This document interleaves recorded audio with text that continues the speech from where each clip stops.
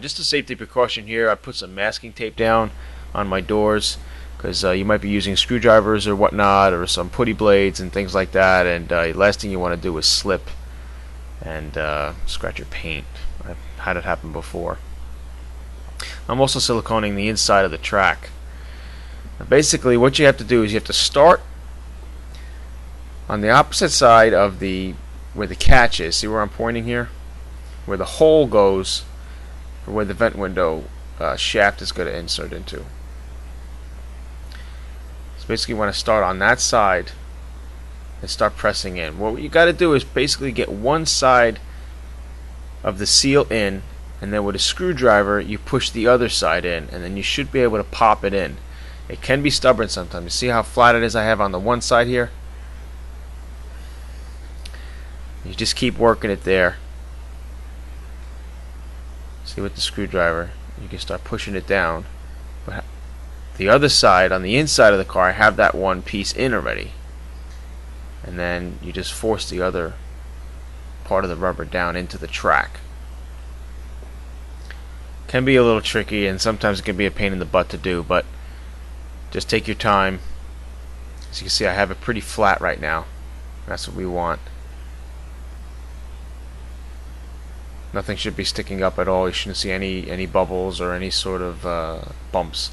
Now what I'm doing is I'm sticking a screwdriver in through the hole of the seal to match up with the hole, those two pieces that I just put in on the inside of the door, so this shaft of the vent window can go in. These are brand new vent windows that I bought from either Wolfsburg West or SIP 1. Some people, if they want to keep the originals, you can take the chrome off the glass and send it out to get chromed. But here's our pivot. The earlier bugs, you don't have to take this pivot off. The later bugs you do, because the seal actually goes on the vent window itself, and the later bugs from 65 and up. So you see I'm putting the shaft into the hole. That's why I put the tape here on the door, so the top of the vent window doesn't scratch the door.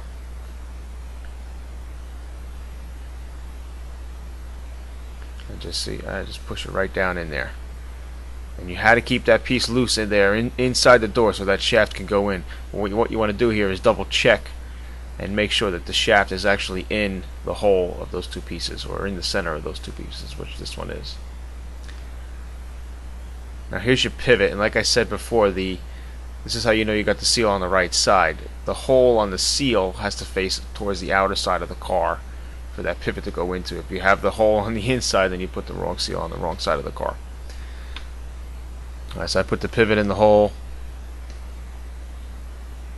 and now basically what we're doing is we want the pivot to go into the track of the door there, so we can get those screws in there. It's a little dark there to see that, but see there, you use a screwdriver to push it up into place, and sometimes you might have to push down on the vent window a little more to line up the holes. Just put those screws in, and you got to bolt those in. There's really not much adjustment there. They just got to get screwed down. Now we start working the rest of the seal. If we would have put the seal in first all the way up, it would have been a little more difficult then to get the pivot in and whatnot. So this is usually the way I do it. And once again, you push down on one side of the seal on the opposite side, and as you push one side of it in, it's like two pieces of rubber. There's two tracks of rubber on that seal. You put one of the tracks inside the track of the door, and then you push the other one in with the screwdriver. Sometimes you might have to alternate either side of the door. You might be more comfortable on the outside or the inside, depending on how you feel. But for the most part, it really doesn't matter too much. But just keep working your way up. I mean, we're editing here just for the sake of YouTube, but basically we're pushing up to the top too. Now there's no real cutting necessary for these seals. Even afterwards when you put the vent post in, that seal's in there pretty flush right now. Okay, so we got it all in the door. Now we're going to leave this part up for now. We're going to do that later.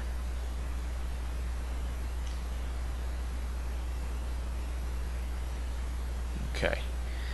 Now this is another track that goes on the inside of the door,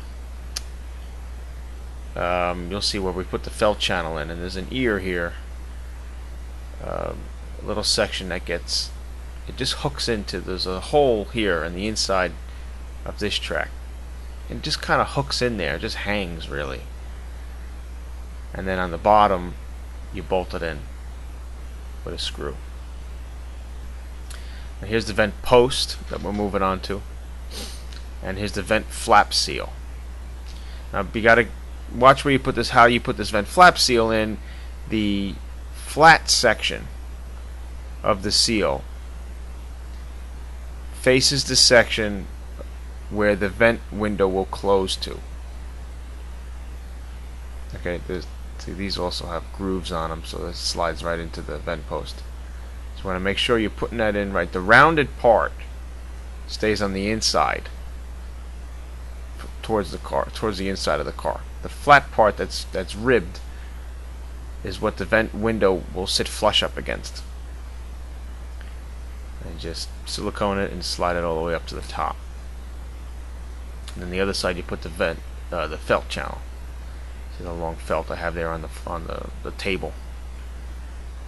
Here's the flap. Like I said, that you want that rounded part to be on the inside. The flat part here is on the outside.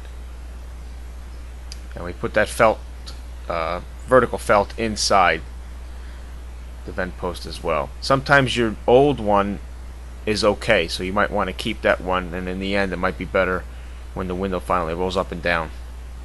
The new felts, they really got to get worked sometimes for the window to go up and down right.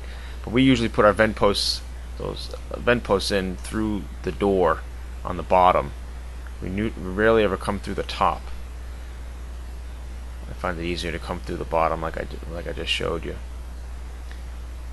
And basically line that up, and then you put the 2 screws up into that to hold the vent post in place. See right there, those 2 screws got to go up there. And then this, you basically gotta leave that the way it is right now. 2 new screws to hold the top in place. Actually put those in, and you don't have to go too heavy, too tight rather. Just right now, just put it in so it's, you know, somewhat snug, not too tight. Now we can finally wrap up the top part of the seal. Again, you don't have to cut anything here. Those seals are meant to go in without any cutting. It just wraps around. There's a little flap that wraps around the post there.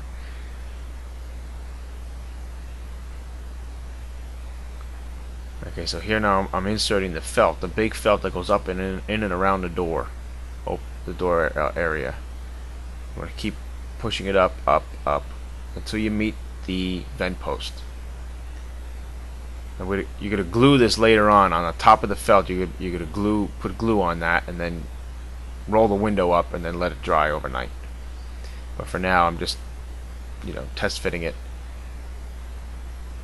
Push that up. Now in that corner there, you don't go too far.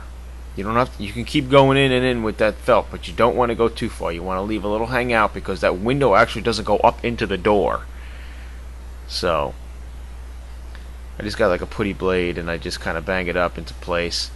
The top part of the felt there, on the top part of the door, you can go in as high as you can, but on the corner there, you want it to just stick out just a little bit, because again, the rounded part of the window, when it's rolled up, will meet up into that felt. If you go too high up with the felt into the door, you're going to have a gap, and then you're going to have whistles when you're driving, and air is going to be getting in, and you don't want that.